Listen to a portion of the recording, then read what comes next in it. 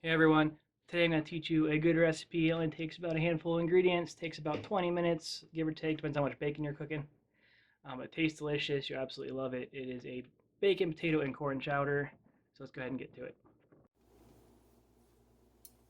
Alright, to get this started, I got my pan heating up here, and I got in this pot over here that you can barely see off to the side here, I have some peeled and cut up potatoes that I put in enough water just to cover them up. I'm going to bring that to a boil. While I'm waiting for that, I'm going to start doing everyone's favorite part, the bacon. My pan still needs to heat up more to make the sizzle, but we'll get there. We'll get to that sizzle. Oh, the bacon. Put one more on there. Should be able to fit one more on there if it lets me. Let me. Alright, I have to get my hands in here.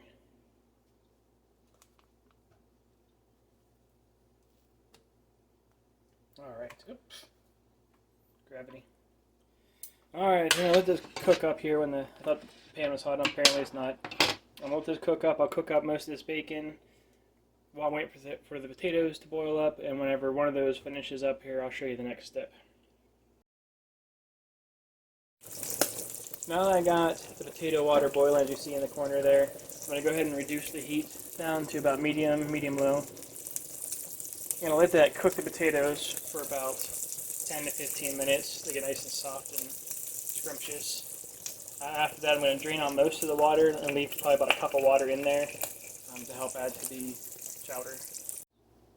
I got my bacon and my potatoes finished around the same time, so I drained out most of the water out of the potatoes, left about a cup of water in there, and I got rid of most of the grease, but I'm leaving some grease on the skillet, and I had the heat still on because I'm going to go ahead and cook up some of these onions. I'll cook them up for just a few minutes till they're nice and translucent. Then I'm going to go ahead and move on to the next step, and I'll come back to you guys whenever that next step is ready to go.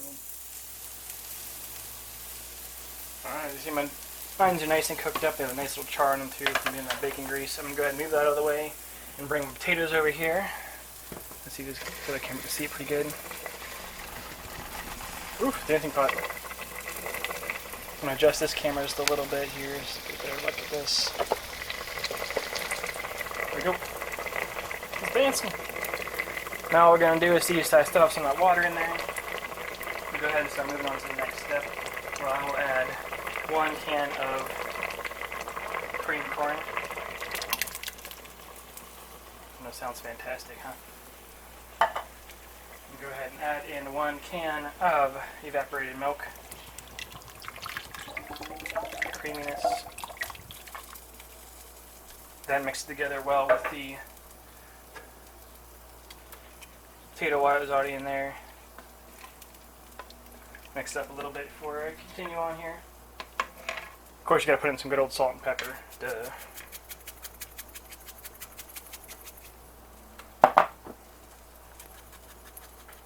Come on, more pepper. I need more pepper.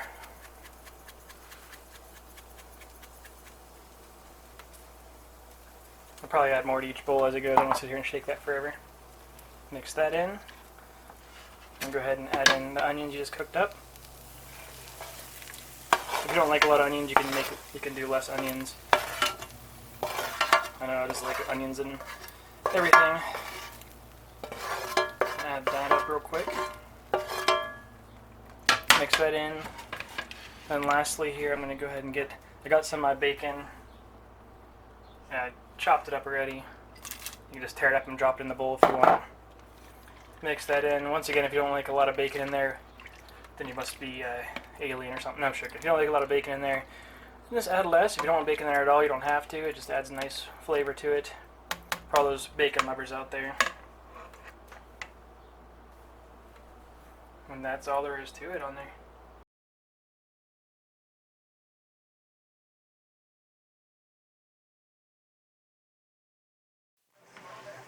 This delicious recipe is good anytime.